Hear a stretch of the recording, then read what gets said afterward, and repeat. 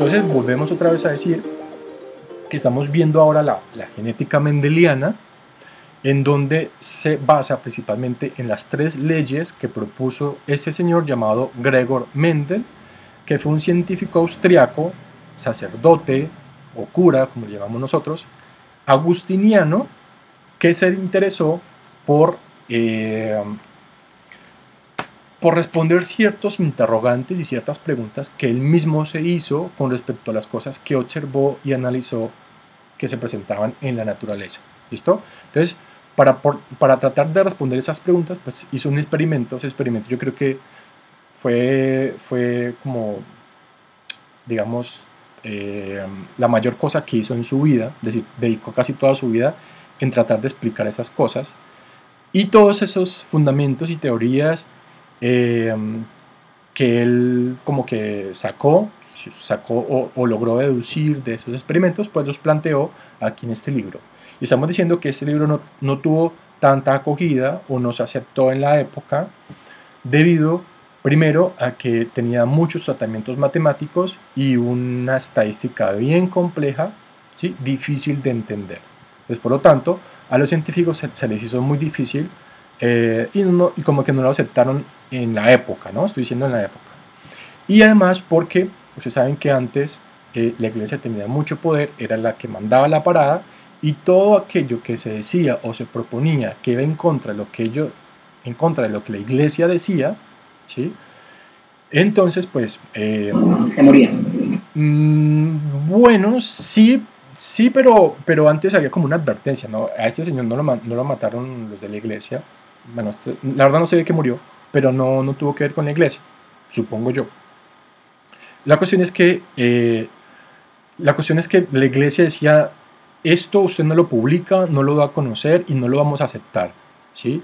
Se retrata de todo eso que trató como de divulgar, ¿vale? O si no, ahí sí, lo matamos, ¿vale? Más o menos así fue. Entonces, pues, digamos que ese señor se murió sin saber que su libro, el que escribió y que no se tuvo cuenta de su época, pues más adelante iba a ser, digamos, como la base o el pilar fundamental de la genética moderna, ¿listo? O de la biología molecular, que es la que se tiene hoy en cuenta, ¿no? Vale, entonces, ya hablando un poquito de este señor, de este científico, de qué fue lo que hizo, pues entonces ya pasemos a explicar en qué se basó su experimento. Ok, entonces, acabo de decir que sus experimentos los hizo para responder ciertos interrogantes. ¿Cuáles fueron los interrogantes que él se hizo o que él se planteó? Fueron los siguientes. Por ejemplo, si yo tengo una mancha, vamos a poner un ejemplo. Si yo tengo una mancha en la nalga, es un ejemplo, ¿no? ¿Por qué? O sea, sería decir, ¿por qué mi mamá o mi papá también la tiene exactamente en el mismo lugar? ¿Sí? Fueron preguntas como esas. ¿O por qué si yo tengo un lunar en toda la punta de la nariz? ¿Sí? Eso es un ejemplo, no es que yo lo tenga. Y lo de la mancha tampoco. Es un ejemplo. Si yo tengo un lunar en toda la punta de la nariz, ¿por qué mi abuelo también lo tiene? ¿Vale? Otra pregunta pudo ser esta. ¿Por qué si dos plantas se parecen demasiado? Hablemos, por ejemplo, de las orquídeas. Hablemos de la flor de mayo, ¿sí? Que es la que todos conocemos, que es la flor insignia de Colombia. Ustedes miran y esa flor es como medio lila con morado y blanco, ¿sí?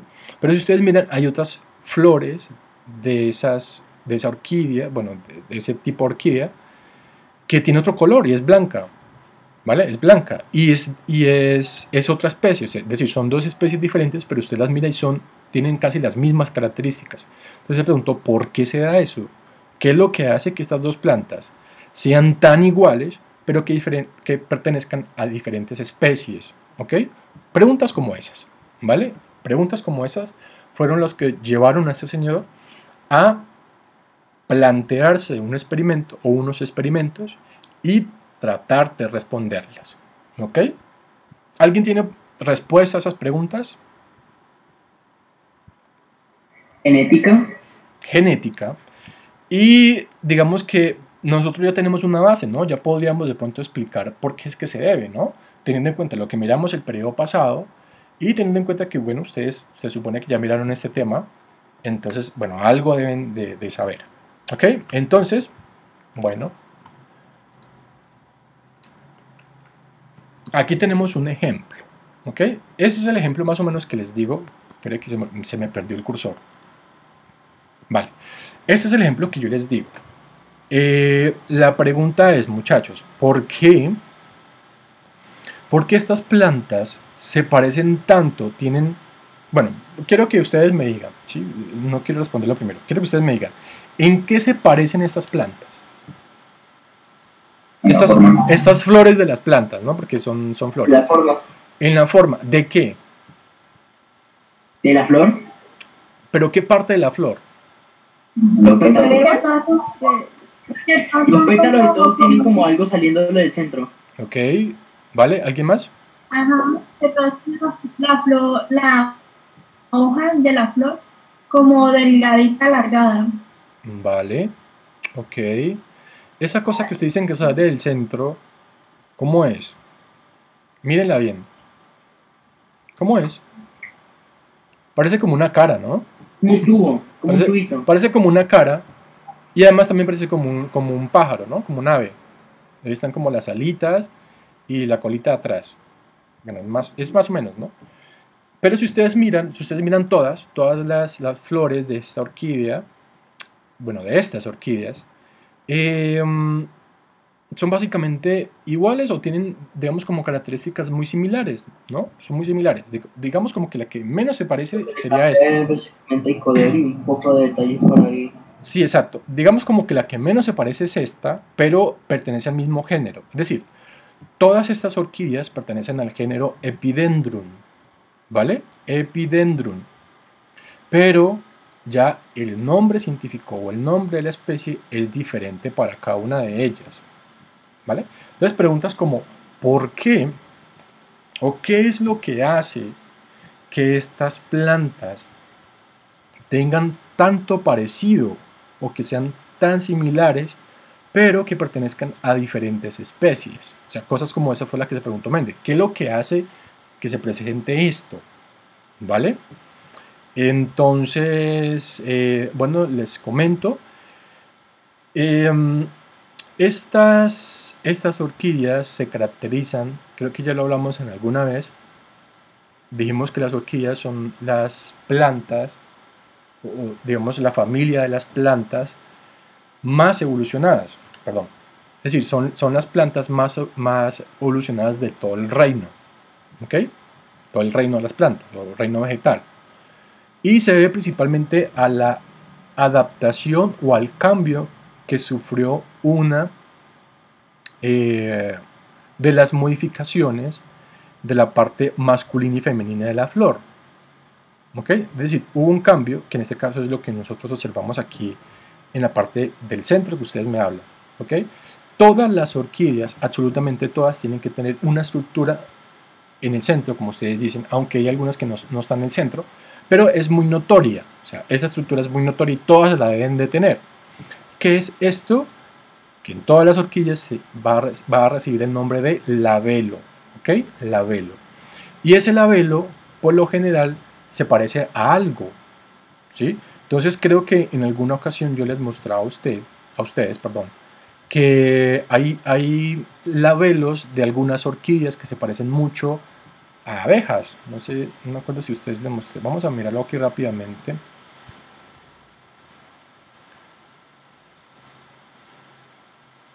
Carajo.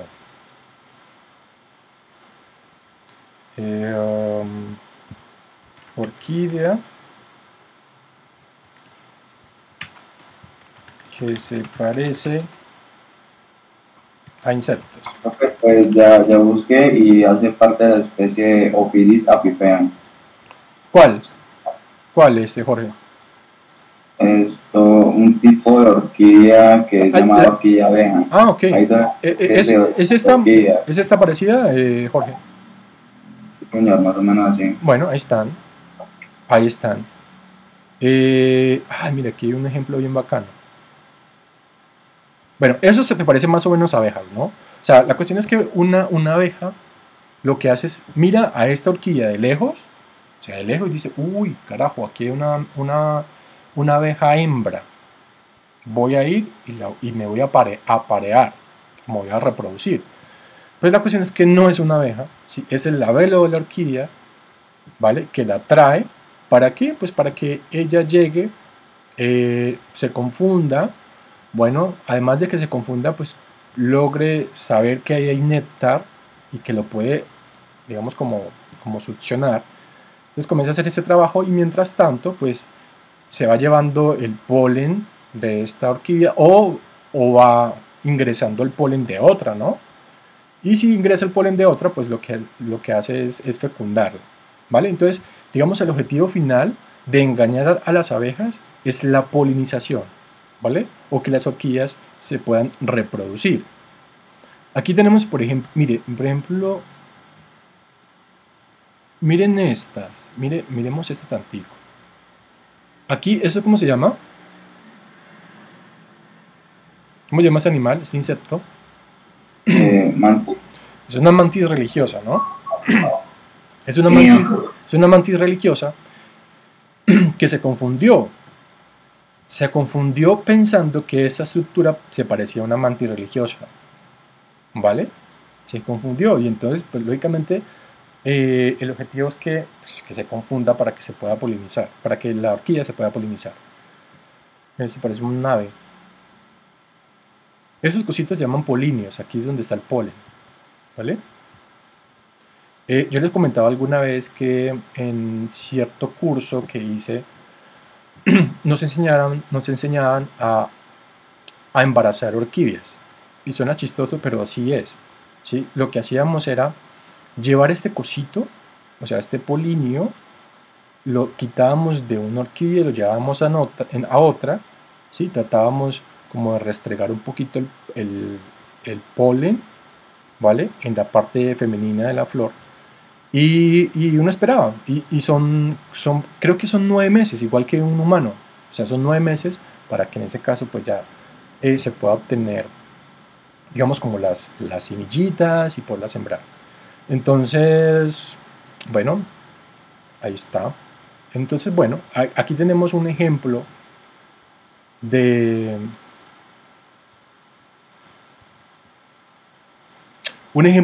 digamos, como de las adaptaciones que sufrieron las orquídeas a través del tiempo, ¿sí? A través de los años, para lograr mantenerse en el tiempo, ¿no? O para que no desapareciera, así de sencillo, ¿vale? Es decir, a través de la reproducción pues se logra mantener digamos, en todo el reino de las plantas. Ok, entonces, bueno, una de esas preguntas fue esa, ¿vale? ¿Por qué todas estas orquídeas o de dónde o cuál es la razón de por qué? ¿Cuál es la razón de por qué? ¿Cuál es la razón de que todas estas orquídeas se parezcan tanto, pero que pertenezcan a diferentes especies? ¿Vale? Otras preguntas fueron estas. ¿Qué podemos observar en esta imagen?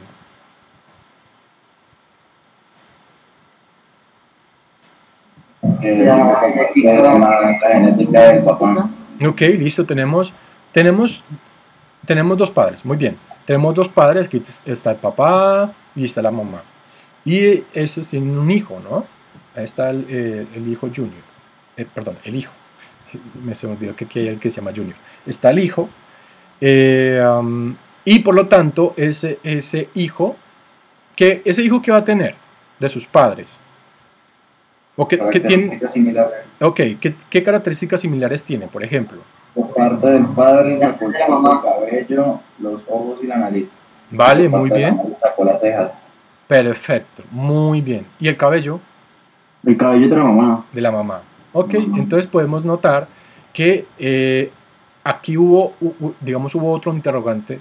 ¿Qué es lo que hace o por qué es que ciertas características pasan de una generación, es decir, de la generación de los papás, pasan a la generación de los hijos? Es decir, de una generación a otra. ¿Vale? O sea, ¿qué es lo que hace que se mantengan esas características hereditarias? Y además que se mantengan características en todo el tiempo, porque hay algunas que desaparecen, ¿no? hay ciertas características que, por ejemplo, lo tuvo este hijo, pero que ya en los nietos, es decir, nietos de los papás, ¿no? De estos señores, ¿sí? Que los nietos de pronto ya desapareció. Entonces puede que en un nieto ya, digamos, los ojos le salgan negros, de color negro. Bueno, este es azul y este es café, pero resulta que un nieto salió con los ojos negros, ¿vale? Entonces hubo una característica que se desapareció, pero llegó otra.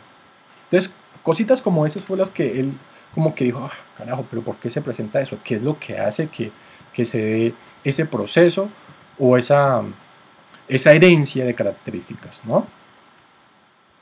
Vale, entonces, como dicen ustedes, aquí tenemos el hijo que tiene las cejas y el cabello de la madre, ¿vale? Y tiene los ojos,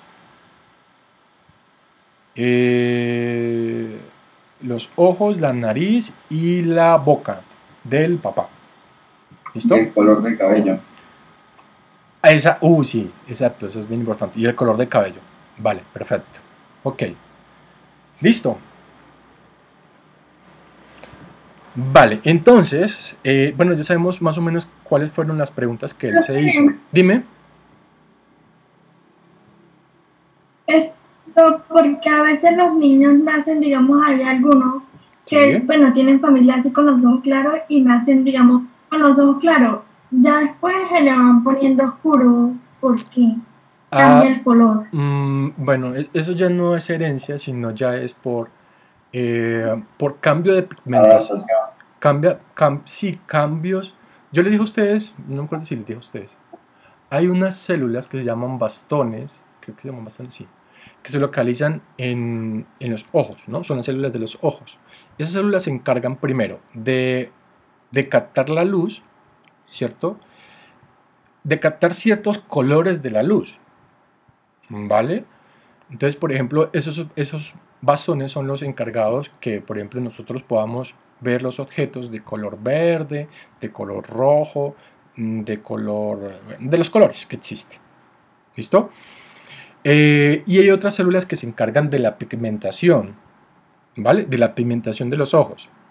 Entonces, lo que hay ahí simplemente es una degradación, ¿sí?, en la concentración de la sustancia que produce esa pigmentación, ¿sí? Entonces, puede que de pronto se inició con ojos azules durante el crecimiento del pelado, por acción de la luz, por acción de los rayos ultravioletas, bueno, de cualquier de cualquier frecuencia. Como una adaptación visual para que no tenga problemas más adelante. Sí, puede que sí también, puede que sí. Pero la cuestión es que la que ocasiona eso es la luz visible, la que produce propiamente el sol, ¿vale? Y eso no se da de la noche a la mañana, ¿no? Eso se da en el transcurso del crecimiento del pelado. ¿Okay? Que lo que hace es como tratar de cambiar esa pigmentación en las células. Y lo que tú dices es cierto, Jorge. Hay casos en donde también, ustedes saben que los colores oscuros, ¿cómo es? Los colores claros son más vulnerables a la luz. Sí, en eso estoy de acuerdo. Los colores claros como tal son más vulnerables. Por ejemplo, una persona con los ojos azules o verdes o café claros, digamos, si quiere ver el sol, pues es mucho más fastidioso y molesto, ¿sí? Para una persona que pronto tiene los ojos negros. Bueno, para los dos es molesto, pero es mucho más molesto para los que tienen claro. ¿Por qué? Porque la luz entra más directamente a la retina y a todos los tejidos que están dentro del ojo. La cuestión es que el negro también absorbe la luz, ¿no? Bueno, eso es más o menos como sería como la explicación de por qué se da ese cambio, ¿sí? Es un cambio de pigmentación en las células que se da en el transcurso del crecimiento del niño, ¿sí? Puede ser por efecto de la luz visible, ¿sí? O puede ser también porque en este caso se tiene que haber una adaptación o un cambio para poder soportar la intensidad de luz del sol, ¿sí? Del sol, porque pues digamos que esta artificial como que no hay tanto lío, es con la del sol. ¿Vale? ¿Contestada tu pregunta, Camila?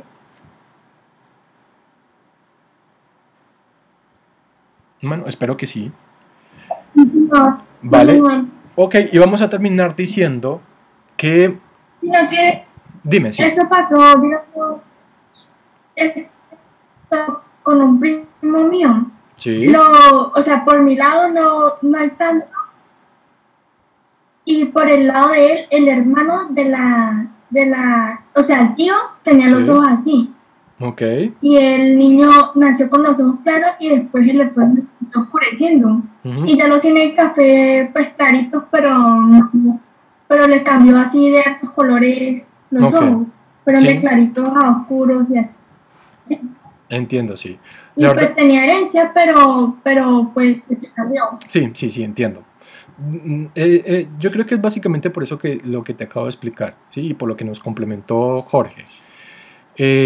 También hay muchos casos, ¿no? Hay muchos casos raros que se presentan también con la pigmentación de los ojos. Por ejemplo, existe la heterocromía. Venga, a ver, les muestro rápidamente. La heterocromía es cuando una persona, inclusive hasta en los animales sucede, en que tienen un ojo de un color y el otro de otro color. Heterocromía. Heterocromía.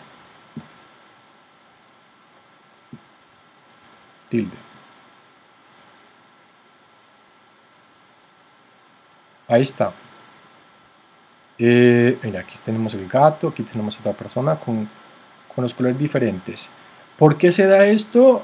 Suena feo. Esta yo la sigo por Instagram. Pueden que los otros puntos sean hasta mentiras, ¿no? Pero esta sí es real. Esta sí yo la sigo en Instagram y sí lo tiene así. Sí, tiene los Es ojos. muy raro que Sí, porque hay unos que se ponen lentes, ¿no? Y también puede suceder que ponga un lente de un color y otro de otro color y ya. Pero hay personas que sí, o sea, sí se presenta. Inclusive hay animales, ¿sí? Por ejemplo, los lobos siberianos presentan mucho esa... Los gatos. Sí, esa característica. Y los gatos también, sí, exacto. Suena feo, pero eso es una mutación.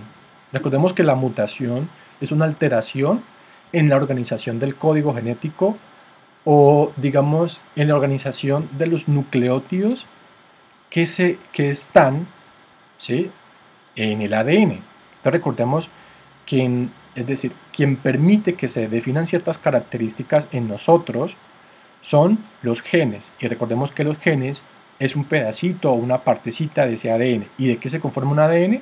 Pues de nucleótidos, ¿vale? Y entonces, digamos, si en vez de que hubiera una adenina, se metió una timina, pues ahí ya hay un cambio, ¿sí? Es un cambio normal, ¿vale? Entonces, por lo tanto, ese cambio me puede generar una mutación, es decir, una característica diferente en el aspecto físico de esa persona o de ese animal, ¿vale? Entonces, eso se da básicamente por eso, es una mutación que se produce en una alteración, ¿sí?, en el ADN de esa persona, ¿ok?